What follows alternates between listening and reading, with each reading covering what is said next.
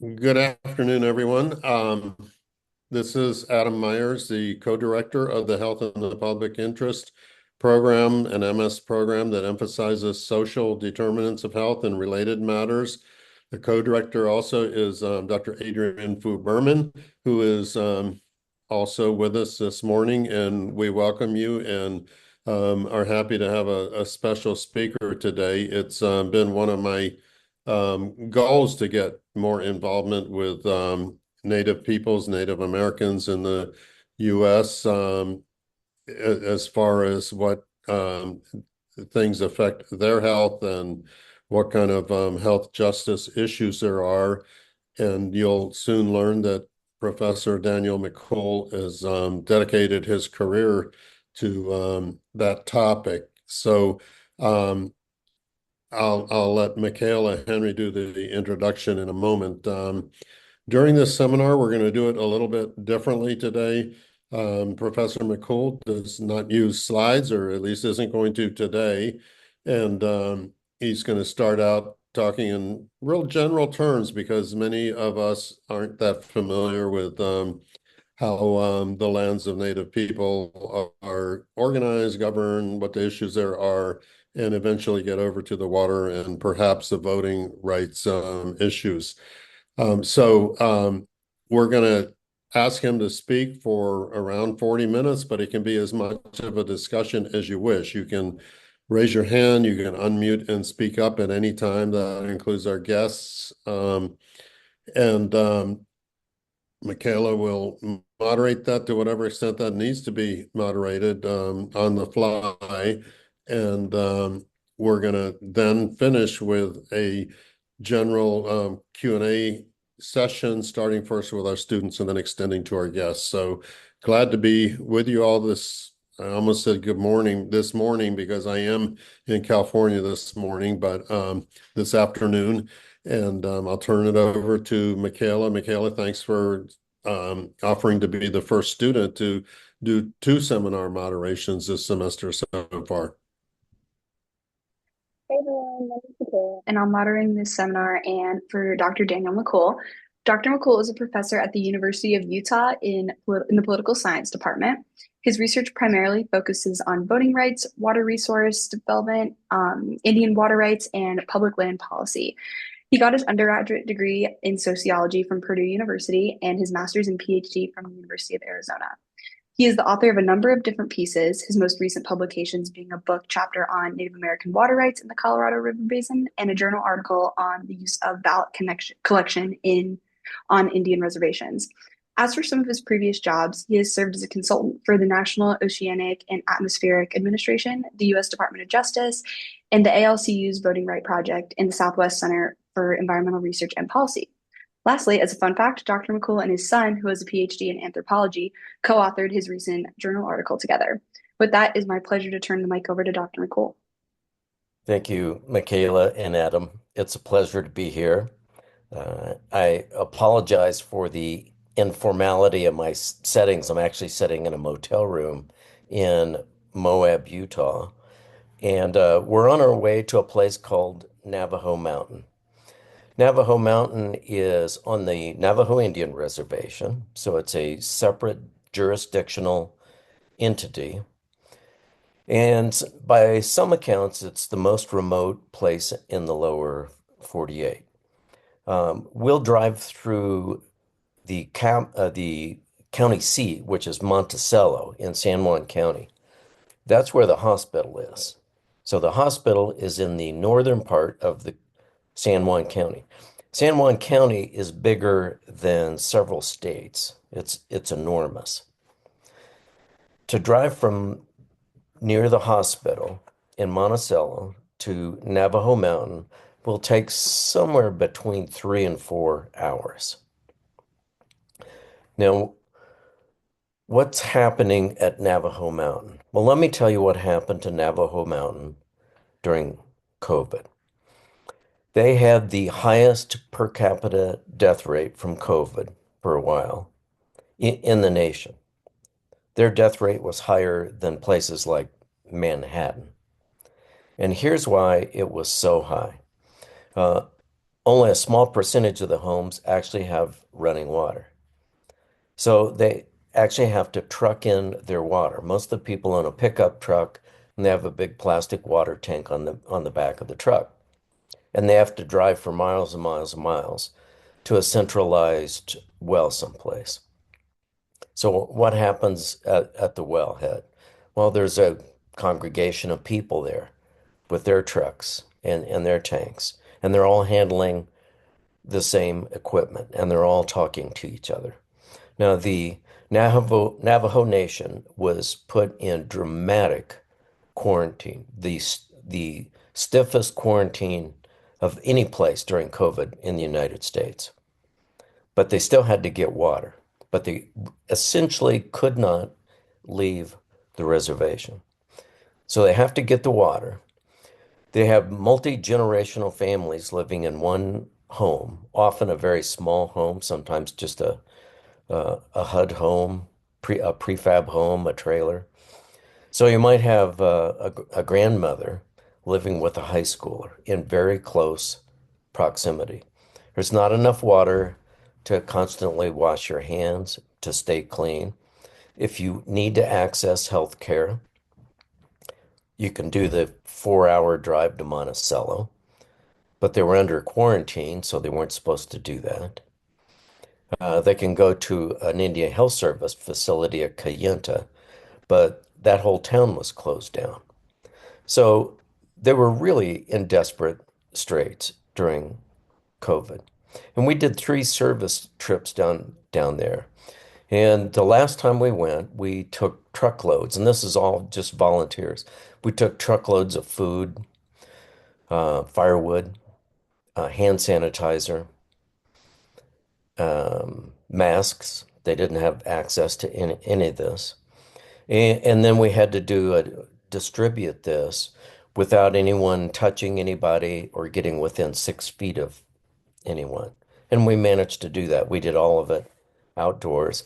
And at the end of our last service trip, they called together the local Navajos who helped us do the distribution. And the Navajo Nation's divided into subdivisions called chapters. And the local chapter house president went around the circle of Navajos there with us. And he said, "Who's lost a family member to COVID?"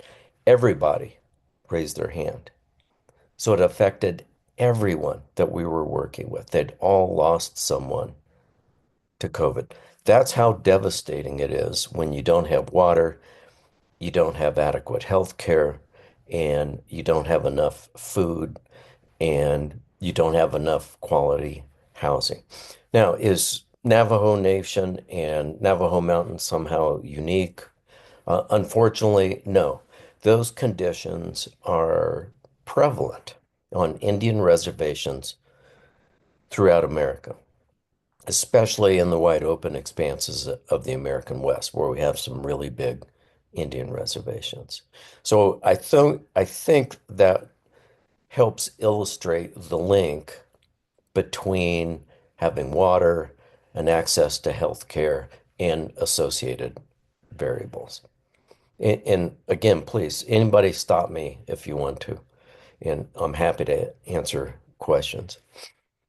Now, how do we get in this situation? Why is it that Navajo Mountain, most of the homes don't have water? About 30% of the people on the Navajo Nation do not have running water. I used to be very close friends with an elderly Navajo couple. They both passed now, but they lived outside of Cameron, Arizona. Um, they did not have electricity, but there were high-powered electrical lines running just 100 yards from their home. They didn't have running water, but they lived on a bluff not 200 yards from the Little Colorado River. The Little Colorado River water was on its way to the homes of white people. The electricity overhead was on its way to the homes of white people. Why didn't they get any of that? Why are all these resources passing by Native American reservations. First thing we have to talk about is in the Colorado River Basin, which is where almost all of the Navajo Nation is. The Navajo Nation is in New Mexico, Arizona, and Utah. The nation is larger than several eastern states. It's part of the Colorado River Basin where water was divided up in 1922 with what's called the Colorado River Basin Compact. And in that compact, 1922, they divided the water among the 7 states in the Colorado River Basin and completely forgot the tribes. No allocation for Indian tribes. And this was despite the fact that in 1908 there was a very famous water case called Winters v. or US v. Winters, where tribes were allocated enough water to meet the purposes of their reservation. The 22 Compact just ignored them. Now, why didn't the Native Americans protest? Well, because in 1922, most of them weren't citizens yet. They weren't considered citizens. All Native Americans did not become citizens in the United States until 1924 with the passage of the Indian Citizenship Act. So think about that. That's exactly 100 years ago this year. This is the centennial year of Native American citizenship. Now, just because you're a citizen doesn't mean you have a right to vote. And they were routinely denied the right to vote in virtually every Western state where there were substantial populations. They did not win the right to vote in Arizona until 1948 when they won an Arizona Supreme Court case. They didn't have the right to vote in New Mexico until 1948 when they won a federal district court case. And they didn't have the right to vote in Utah, where I am now, where I'm going, until 1957. 1957, not that long ago, did they have the right to vote. The people who vote are the people who get the water. By the time Native Americans had the right to vote and they could politically organize, all the water in the West, virtually, especially in the arid regions of the West, had already been allocated. It had already been given away, and it wasn't given away to tribes, it was given away to Anglo people. And how did that happen? Well, starting in 1902, the federal government started a massive settlement program to settle the West. It still exists. I don't know if you've been out west and looked at the extraordinary sprawl, but looks to me like the West has been settled, but we still have a water reclamation program run by what's now called the Bureau of Reclamation. And starting in 1902, and especially after 1924, the Bureau of Reclamation began building taxpayer-funded dams and diversions and pipelines. And this is sort of a gross generalization, but basically they were diverting water away from Indian reservations and towards Anglo cities and farms, irrigated farms. So the federal government spent the last 80 years, well, a little over that now, they've changed recently, diverting water away from Indian reservations. And the people who were influencing how the Bureau of Reclamation gave away water were the people who had the political power, the people who could vote, and that wasn't Native Americans.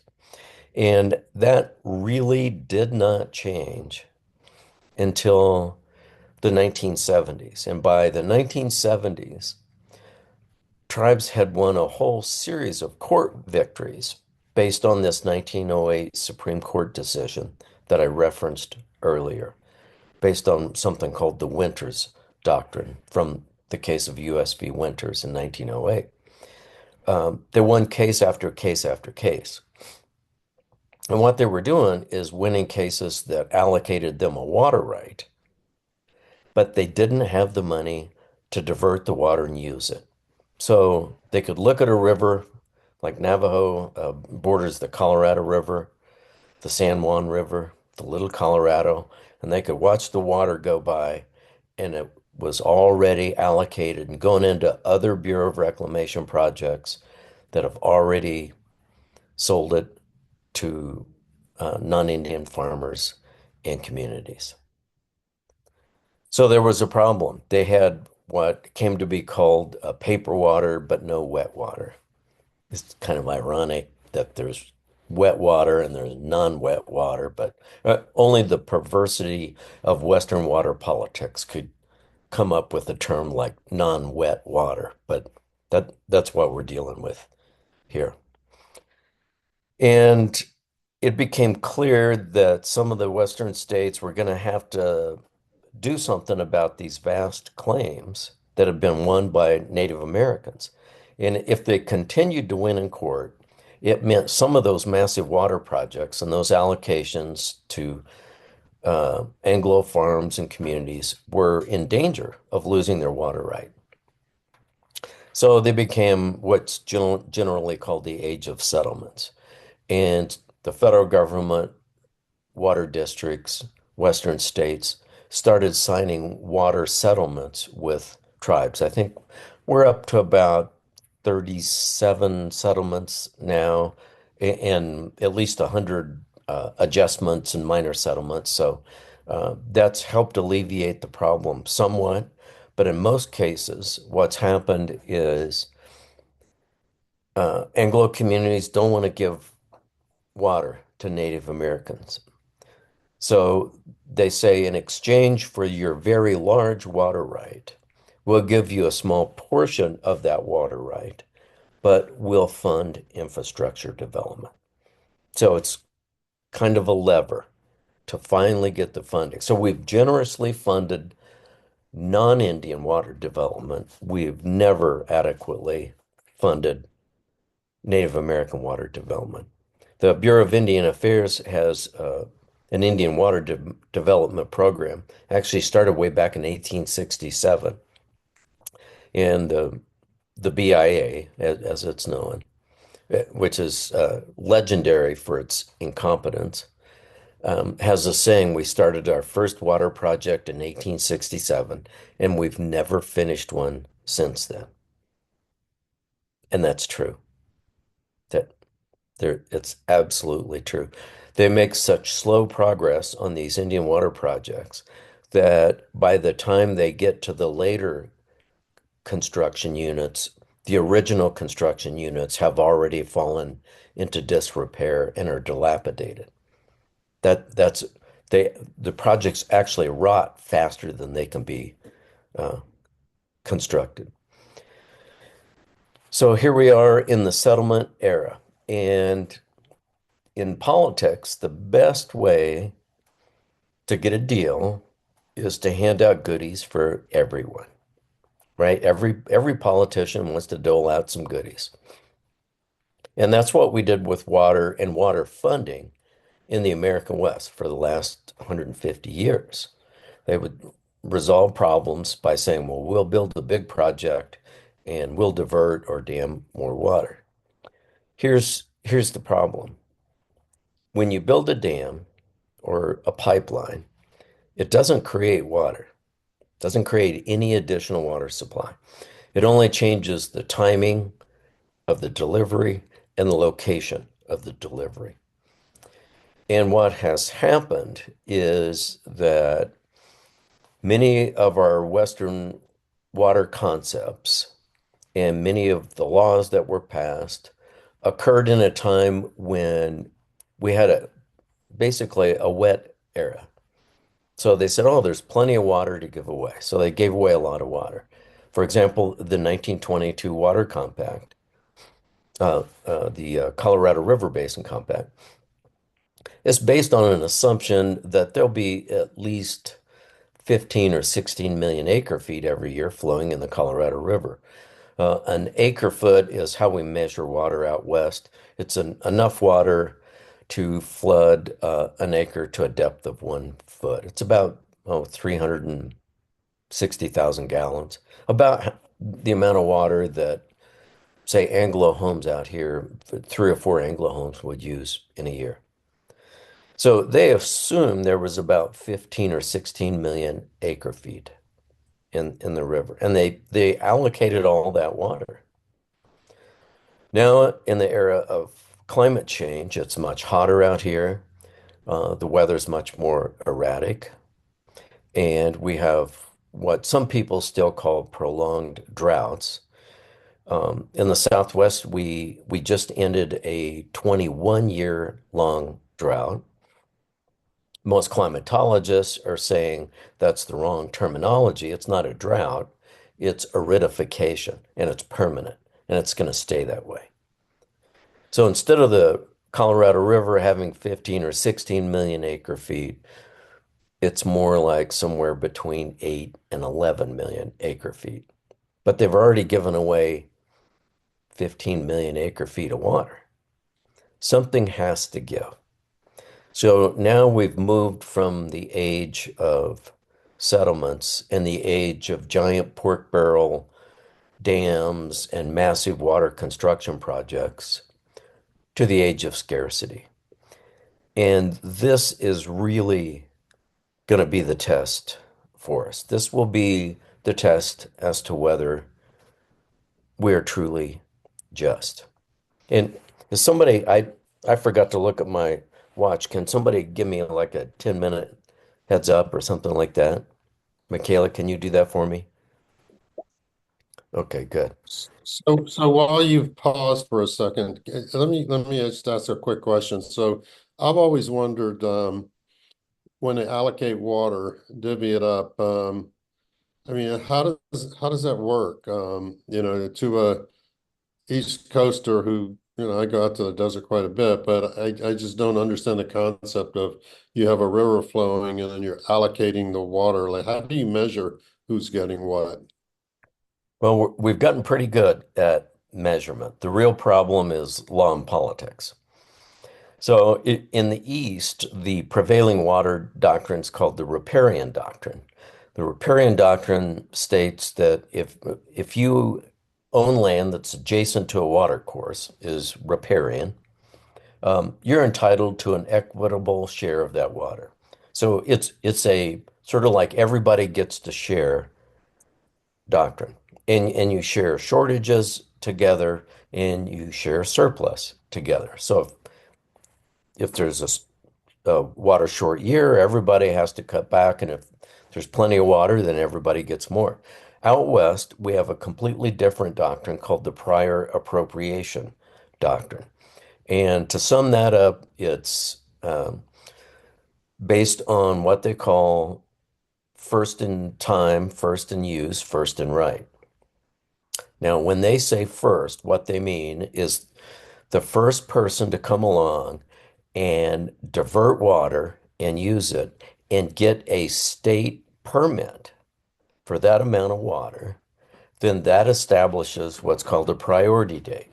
So if there's a creek out here and I'm a farmer and I come here and the year is 1950 and there's 10 acre feet in that stream and I file for 5 acre feet with the state engineer. That 5 acre feet is now mine as long as I divert and use it. If I quit using it and diverting it, the state can take it back. So somebody else comes along and files for the other 5 feet, but they do their filing after me. That makes me the senior water rights holder, and that means in a time of shortage, I get everything I want and they get what's left over. So if we have a water short year, instead of us sharing, even if we were neighbors, I get my full 5 acre feet and they get zero. So if it's normally 10 acre feet, but we have a dry year and it's 5, I get my entire 5 and they get zero. Now, you might notice a problem with the idea of first in time, first in right. Who was actually first in time? Native Americans, right? And their response to that is, oh, we didn't mean those people. We only meant people who filed under state law. And To a large extent, Indian reservations are separate jurisdictional entities. They're somewhat akin to states in that they have their own governments, their own sovereign powers. So there is no reason for tribes to try to let states control their water allocations because we all know what would happen. They wouldn't get anything. So Native Americans weren't applying for state engineer water permits. So they didn't get them. And consequently, we have a lot of situations. What was occurring was that there'd be even a BIA project or traditional native agriculture, like at Gila River used to be a rich agricultural region. I mean, they were living very well. And white settlers came in upstream on the Gila River and diverted all the water and completely decimated all the native farms. The same thing happened with the Fort Belknap Reservation in Montana on the Milk River. And that's where this famous water rights doctrine called the Winters Doctrine came from. And the U.S. Supreme Court, to everyone's surprise, Indians were losing everything in 1908. It was a terrible time for Native Americans. And the Supreme Court said, you can't do that. These reservations were created for a purpose, and they deserve enough water to meet the needs of the reservation. We're still arguing over exactly how much that is. It still has not been entirely resolved. And what can they do with that? Can they market that water? Can they use it for casinos? Can they use it for local non-Indian development? We're literally, here we are, um, what, 125 years past winters, and we're still arguing over what Native Americans can do with their water. Adam, does that help clarify the doctrinal situation? I just summed up about 10,000 page literature in 5 minutes. Yeah, I get the general idea. Thank you. Okay. Yeah, there's very few things more complex than Western water law. And one of them that's more complex is Indian law. So when you have the nexus of the two, it really gets complicated. So what's going to happen now? How are we going to deal with this? Well, there's really only three sources of water that we can turn to out west. And right now, the Southwest is one of the fastest growing areas in the nation. Growth in Phoenix is off the charts. Uh, St. George, Utah, in my home state of Utah, is the fastest growing metropolitan area in America. Las Vegas growing, you just can't believe they're unrecognizable. If you leave for 6 months and you come back, there are vast new sprawling subdivisions in all directions. All of these communities are based on a declining source of water that will not be available to them in the future. Talk about unsustainable. So, where are they going to get the water? Well, there's only three sources. One of them is agricultural water. Now, still, almost 80% of the water in the Colorado River Basin is used for agriculture. And in some places, that's critically important to the nation's food infrastructure, like the Imperial Valley in Southern California. That's where our winter fruits and vegetables come from. If you like to eat lettuce out of season, if you like fruits and vegetables, we have to continue to deliver water to the Imperial Valley and associated areas in southern Arizona and Southern California. But most of that water is used to grow forage crops like hay and alfalfa. And a substantial portion of that, possibly more than half, is actually sold to foreigners, principally Japan, China, and Saudi Arabia. So essentially, we're exporting a low value crop which uses a huge amount of water. So yes, that's fundamentally irrational from an economic perspective, but those hay farmers, because of prior appropriation, they have the water right. So we have to buy them out. I don't think anybody's talking about confiscation. I don't think they should be, but there has to be a resolution of that somehow. The second source is all this water that's been allocated to Indian reservations. Now, a lot of that, of course, they have the allocation of the water, but they don't have the money to develop the infrastructure to divert that water and to build farms and communities. So one possibility is that we allow tribes at their choice to lease or sell part of their water to non-Indian communities. Now, in effect, these non-Indian communities are getting that water for free right now because the tribes can't divert it. So they're opposed to the idea of actually having to pay for something that doesn't belong to them. So the politics of that are really, really ugly. Very, very ugly. So that's the first two possible sources of water. The third one is one that they euphemistically refer to among water managers out west as augmentation.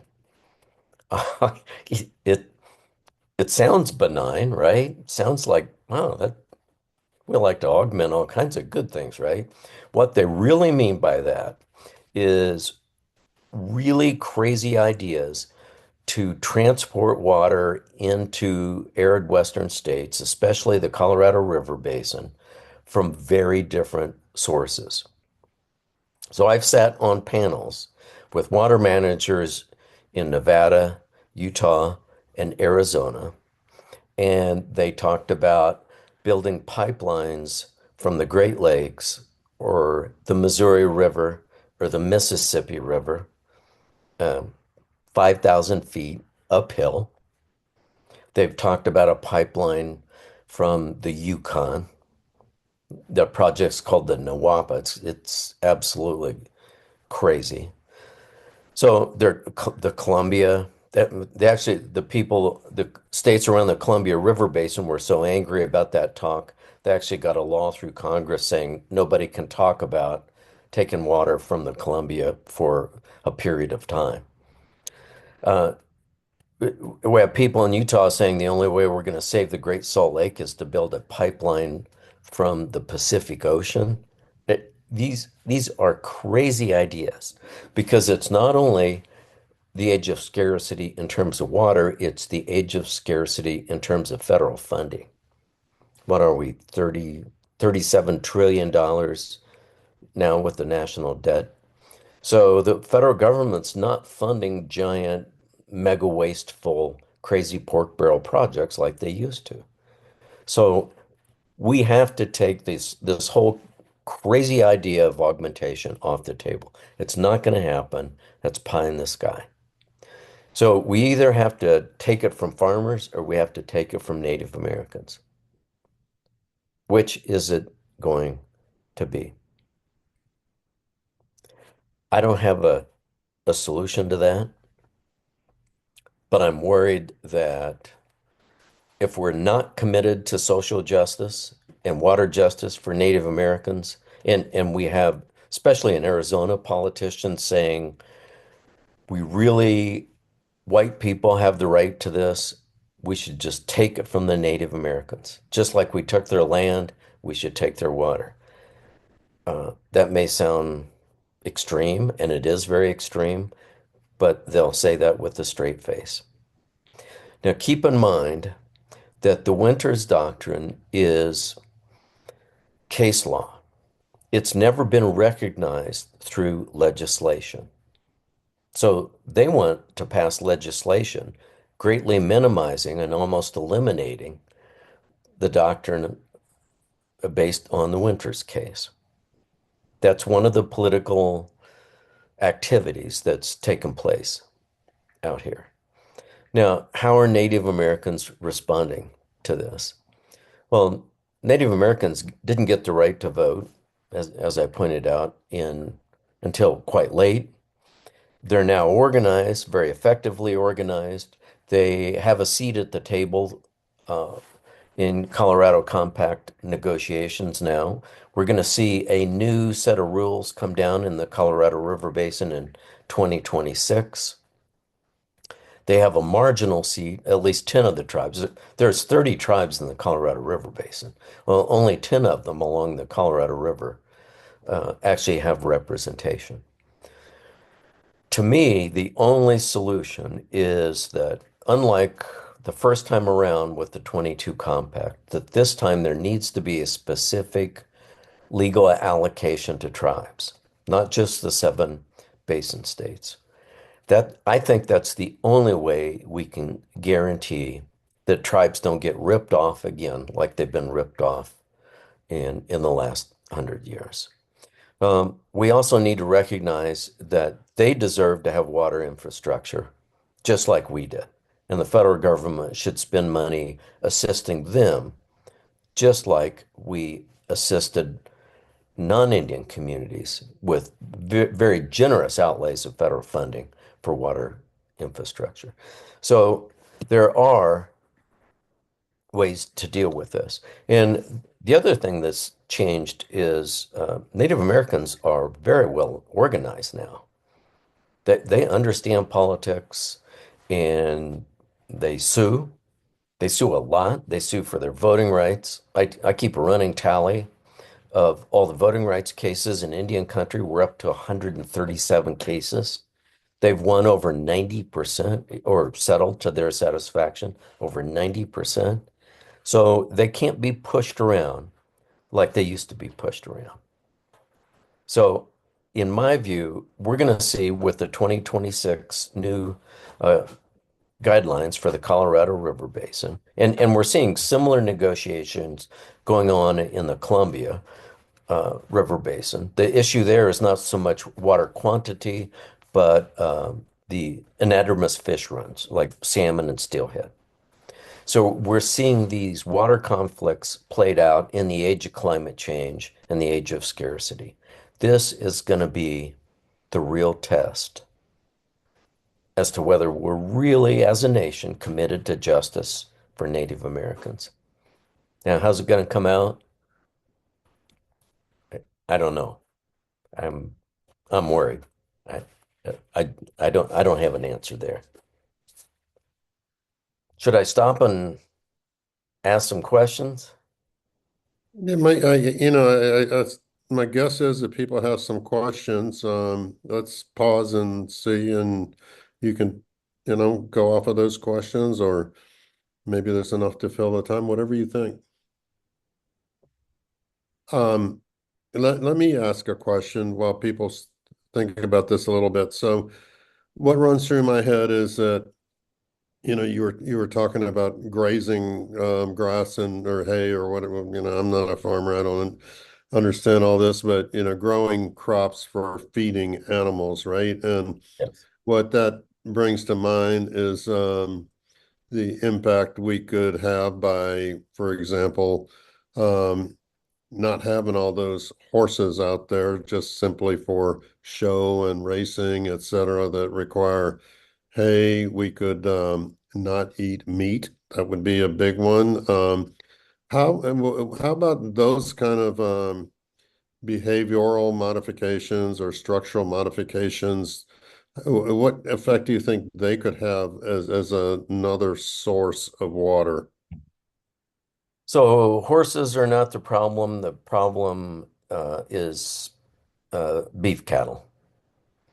So that is, and if you look at the food chain dynamics, producing calories and protein through cattle is ex tremendously water intensive. It takes thousands and thousands of gallons to grow the hay. Hay's a low value crop, but a high water use crop to produce a very small amount of protein. So, yeah, if we just ate less beef and there was less demand for that, and we had fewer cattle farms out here, fewer feedlots that are feeding them, Yeah, that would go a long way towards alleviating the water problems. But the problem is um, they sell a lot of the hay and alfalfa overseas. Uh, China is actually buying huge hay farms. One of the biggest hay farms in Utah now is owned by China. So they're not going to cut back. They're going to produce all the hay they can and they ship it all to China. So we're going to have to deal with the export of what is essentially water. We're essentially exporting water that way.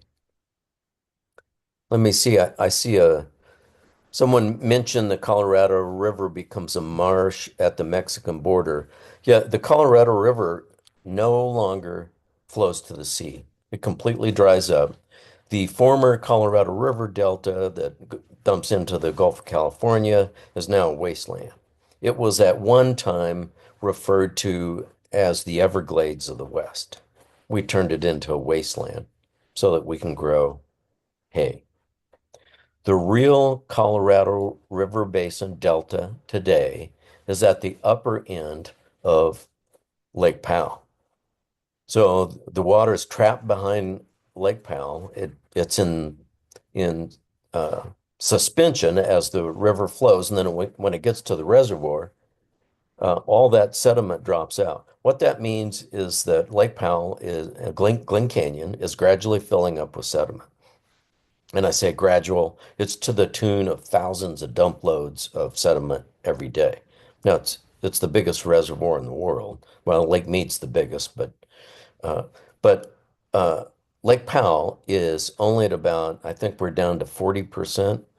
Before the biggest snow year in history last year, it was at 22%. So Lake Powell's dying. The water source for much of central Arizona is delivered through a giant federally funded project called the Central Arizona Project, which is a set of open canals flowing through the desert where it can be 120 degrees. And it has junior water rights under prior appropriation. So it's the first to go dry. As Lake Powell recedes, it endangers Lake Mead, which in turn endangers the Central Arizona Project, which is the source of water for millions of these people who are moving out to Tucson and Phoenix. So if you see a domino effect there of crisis multiplied by crisis, you're absolutely correct. It really is a problem. Let's see. Is this an extension of the doctrine of discovery? Yes, I would call it manifest destiny over water. Uh, Hitler had the same idea. He called it Lebensraum.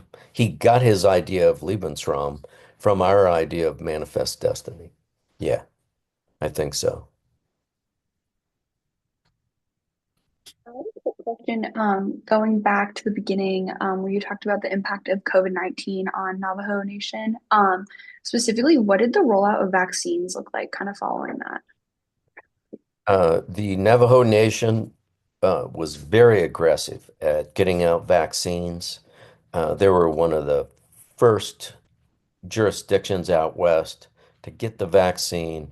They had a very effective program because they were suffering such devastating losses. And they went from basically the worst situation in regard to COVID to one of the best because the Navajo Nation government had a very rapid response. So they are to be commended for responding in that way. But prior to the availability of vaccines, the only thing they could do was basically quarantine. So, Dan, you're probably not the right person to ask, but you might have this information. Um, I suspect you do, but can you tell us anything about um, maternal mortality rates or average lifespan, a couple of numbers around the Navajo Nation or Indian nations in general? Uh, yes, I'm I'm working on a book that has a chart in it, and the chart was developed by the Indian Health Service. And unfortunately, they updated it after the 2010 census. Thus far, they have not updated after the 2020 census, but it compares disease rates, including infant mortality and maternal mortality rates, and other things like diabetes and cancer and alcohol-related diseases. And they compare that to the nation as a whole. And it's a very, very sobering table. If you want to email me for the link to it, I'd be happy to share it with everybody. It's very depressing to look at the staggering rates of diabetes. For example, this is an interesting study. Does anybody know what Indian fry bread is? Anybody ever heard of that? Yeah, Indian fry bread is white flour, salt, and it's fried in lard. You can imagine how terrible that is. Where did that come from? Well, after Native Americans were forced onto reservations, we said, don't worry, we've eliminated your food supply, but we'll supply food. And what did we give them? We gave them the worst, cheapest, the crappiest food possible, which meant lard and white flour. And that's actually where Indian fry bread came from. It's a terrible food. There was a great study done of Pima people. The Pimas live in central and southern Arizona, and they also live in northern Mexico, in the mountains of northern Mexico. The border bifurcates their traditional homeland. The diabetes rates in some tribes in Arizona exceed 90%. It's absolutely devastating. The obesity rates are off the charts. The Pima people who live in the mountains of Mexico, diabetes and obesity are virtually unheard of because they still eat their traditional diet of corn, beans, and squash. So these are behaviorally related diseases that were brought on by the way we treated Native Americans and how we chose to meet our treaty responsibilities. So I just want to point out to whoever cares to listen to me that, in medical schools and, public health settings, oftentimes these things are taught separately, right? That diabetes, type 2 diabetes is very prevalent in Native Americans without talking about these issues that Professor McCool is talking about. And what happens is that people start to think about these things as related somehow to genetics as opposed to the much more important factor here of nutrition and possibly behavior. Um, Michaela, there's a couple things in chat, starting with Jackson. Do you want to call on people to ask those things out loud or read whichever ones you think are better read? Yeah, definitely. I'll start with reading a couple from the chat. Yeah, like Jackson asked, in terms of the previous Dakota Access Pipeline and current the Keystone XL pipeline plans, how exactly are these implementing or how exactly are these impacting water rights, and how can reservations legally fight against these reservation sovereignty? Sure. Great question. So the Keystone and Dakota Access, the issue was not water rights per se, but water quality. The original layout of that pipeline was going to go right through, I believe it was Bismarck, and the local people said, we don't want that pipeline here. If it ruptured, it would destroy our water supply.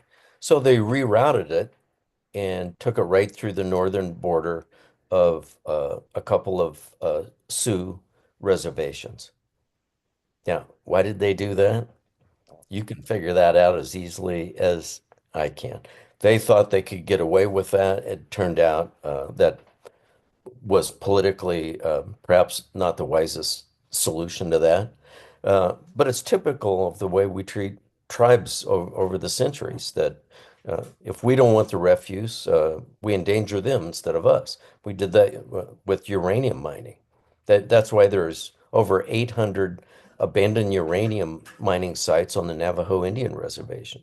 And they had staggering rates of cancer as a result of that.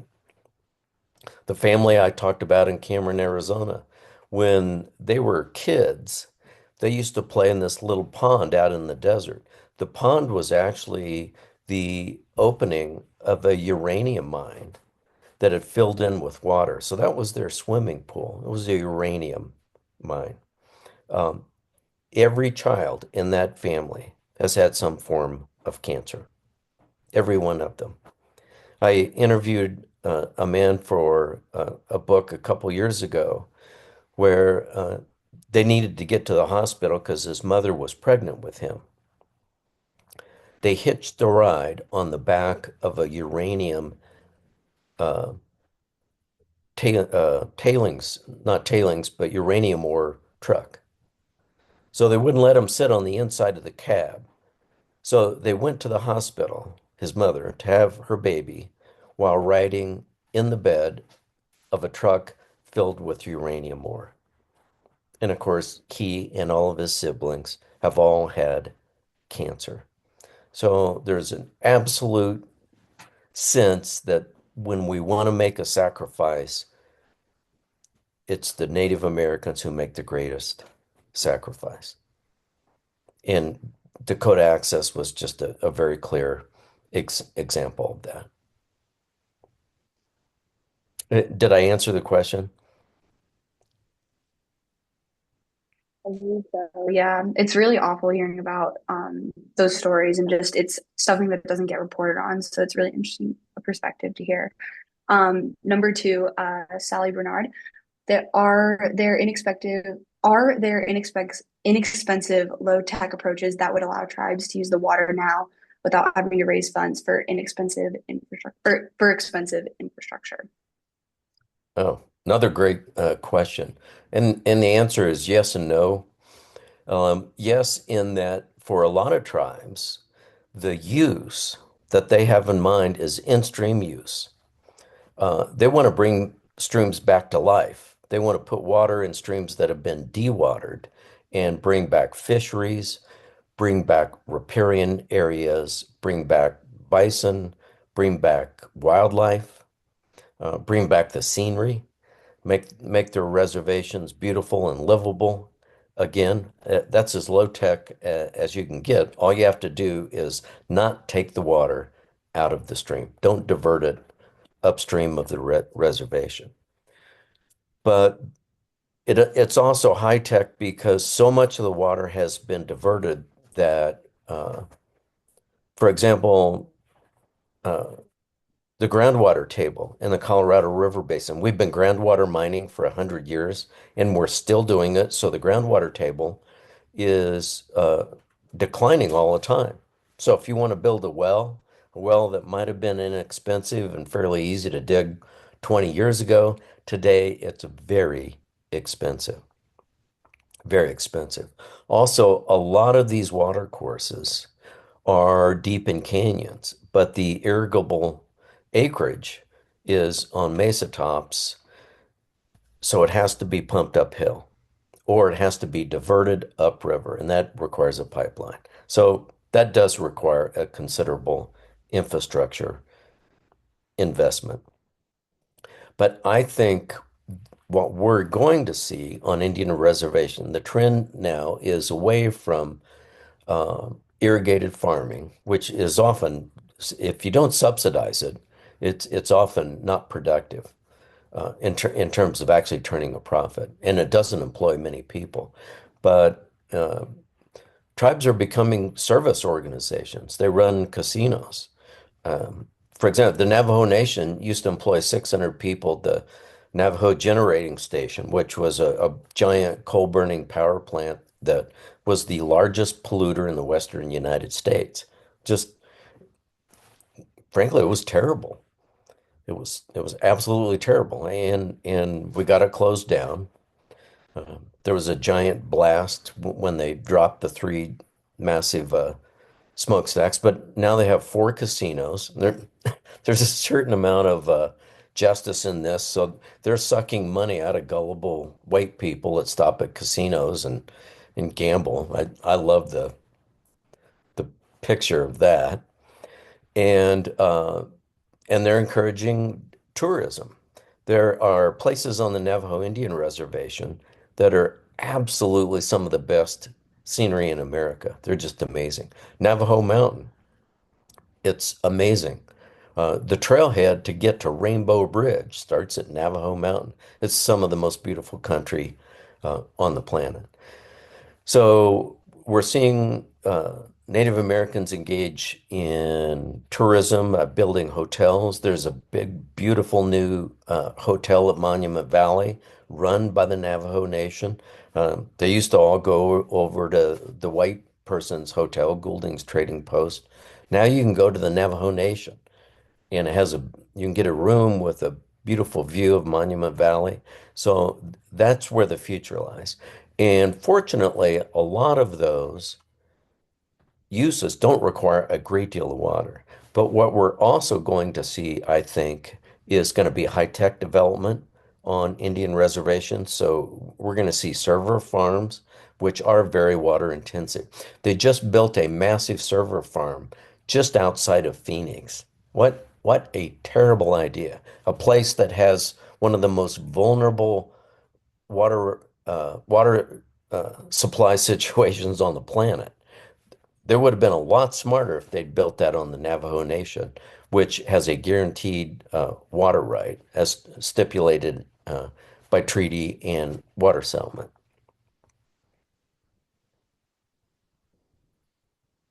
Okay. For our next question, we have one from CJ as well. He said, you mentioned that there are lots of politicians out west that have taken positions against Native American water rights, but I was curious to which politicians or public figures are currently supporting those rights. There was a time when I would not have to answer this in a partisan fashion. Uh, there was a time when two things were totally bipartisan out west. One was water development. They all agreed we want more federal money and we want more water, right?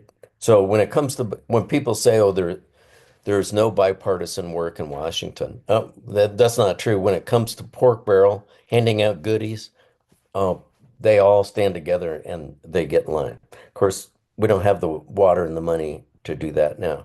The other thing that traditionally was very bipartisan out west was support for Native American rights. John McCain was one of the most forceful advocates for Native American rights. And later on in his life, even Barry Goldwater came around to that perspective. Today, largely it's Democrats who support Native American claims to both land and water rights and other resources, and it's largely Republicans who oppose it. That's just the fact of life.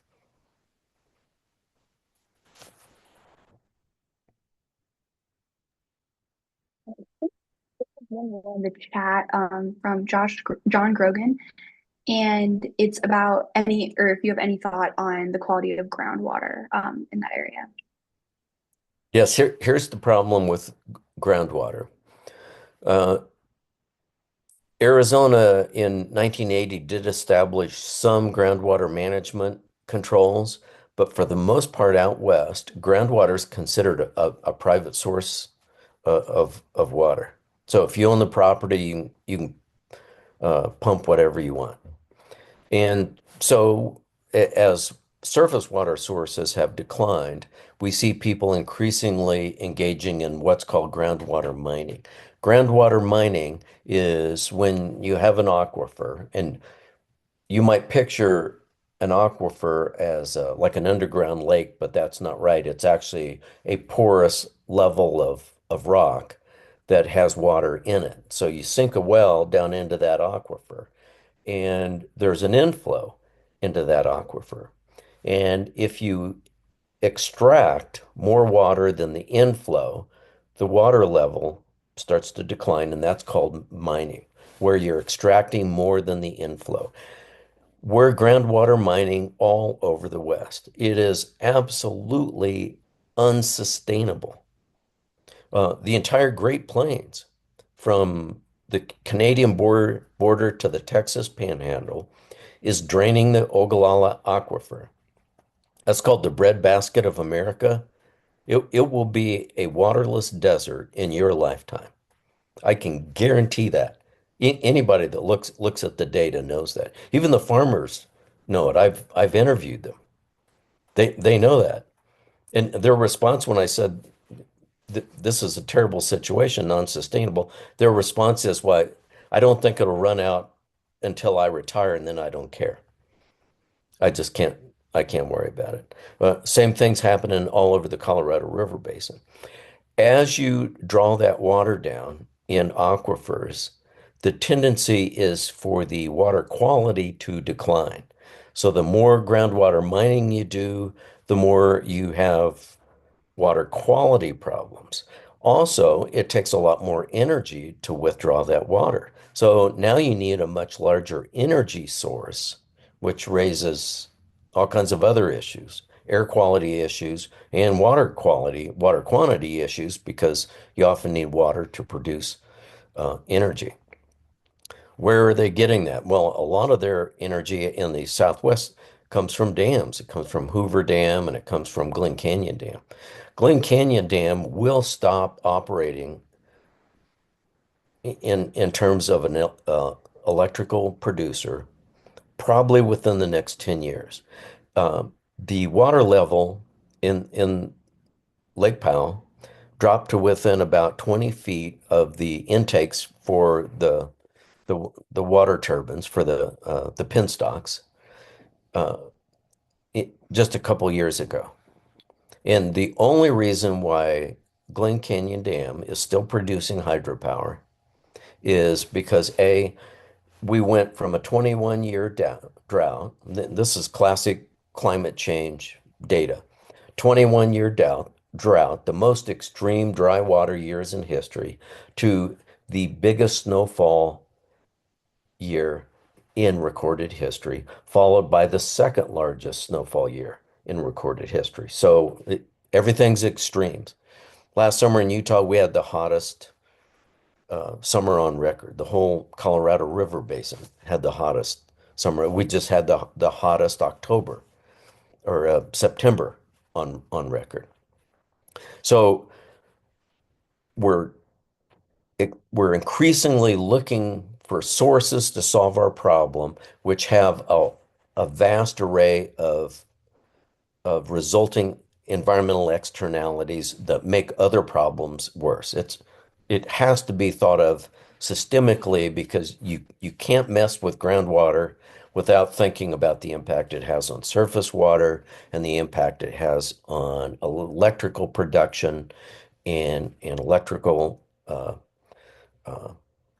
the sources of how we produce electricity and water quality. They're all connected.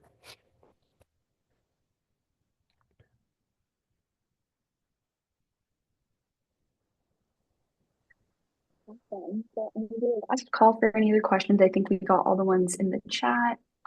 Anyone feel free to raise your hand or unmute.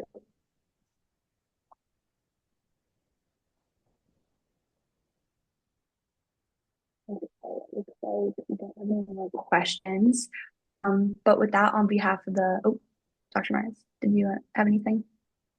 Oh, I was probably going to say the same thing you were, which is that this has been a really intriguing and wonderful presentation. So I will let you close it out here. And I thank Dan so much for coming today and sharing his experience and wisdom and frankly, his openness.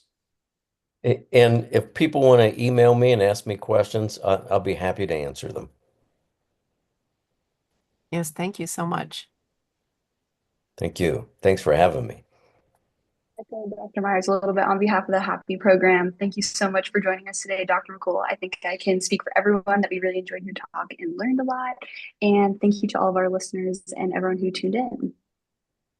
Thank you. And we're on our way to Navajo Mountain. Have a great trip. All right. Bye-bye, everyone. Bye.